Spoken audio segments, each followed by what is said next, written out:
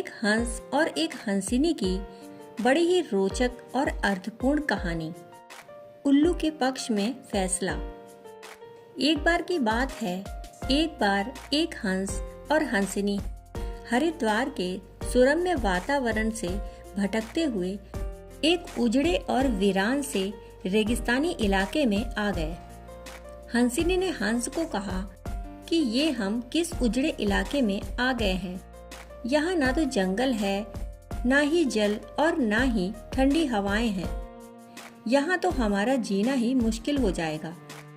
भटकते भटकते शाम हो गई तो हंस ने हंसिनी से कहा कि किसी तरह आज की रात बिता लेते हैं, फिर सुबह हम लोग हरिद्वार लौट चलेंगे।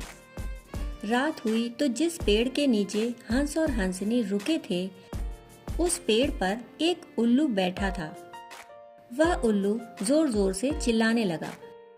हंसिनी ने हंस से कहा, अरे यहाँ तो रात में सो भी नहीं सकते, ये उल्लू कितना चिल्ला रहा है। हंस ने फिर हंसिनी को समझाया कि किसी तरह रात काट लो।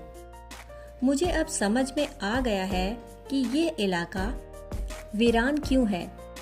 ऐसे उल्लू जिस इलाके में रहेंगे वो तो वीरान और उजड़ा रहेगा ही। पेड़ पर बैठा उल्लू उन दोनों की बातें सुन रहा था। सुबह हुई, उल्लू नीचे आया और उसने कहा कि हंस भाई, मेरी वजह से आपको रात में तकलीफ हुई, मुझे माफ कर दो। हंस ने कहा, कोई बात नहीं भाई, आपका धन्यवाद। यह कहकर जैसे ही हंस अपनी हंसनी को लेकर आगे बढ़ा, पीछे से उल्लू चिल्लाया, अरे हंस, मेरी पत्नी को लेकर कहाँ जा रहे हो। हंस चौंका। उसने कहा, आपकी पत्नी?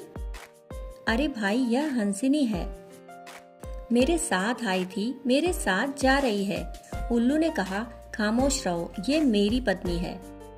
दोनों के बीच विवाद बढ़ गया। पूरे इलाके के लोग एकत्र हो गए। कई गांवों की जनता बैठी, पंचायत बुलाई गई, पंच लोग भी आ गए। सरपंच जी ने कहा, भाई किस बात का विवाद कर रहे हो। लोगों ने बताया कि यह उल्लू कह रहा है कि हंसिनी उसकी पत्नी है और हंस कह रहा है कि हंसिनी उसकी पत्नी है।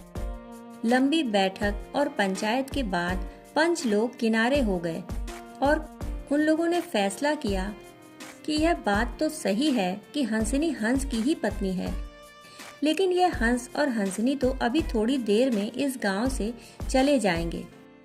हमारे बीच में तो उल्लू को ही रहना है, इसलिए फैसला तो उल्लू के ही हक में सुनाना चाहिए।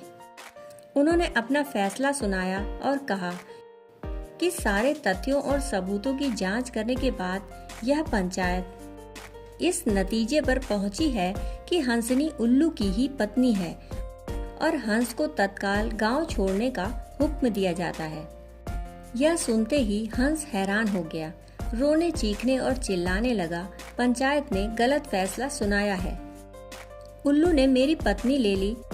रोते चीखते जब वह आगे बढ़ने लगा तो उल्लू ने पीछे से आवाज लगाई, ए मित्र हंस, रुको। हंस ने रोते हुए कहा कि भाई, अब क्या करोगे, पत्नी तो तुमने ले ही ली, अब जान भी लोगे। उल्लू ने कहा, नहीं नहीं मित्र, यह हंसिनी आपकी ही पत्नी थी और आपकी ही रहेगी, परंतु कल रात जब मैं चिल्ला रहा था तो आपने अपनी पत्नी से कहा था कि यह इलाका उजड़ा और वीरान इसलिए है क्योंकि यहाँ उल्लू रहता है।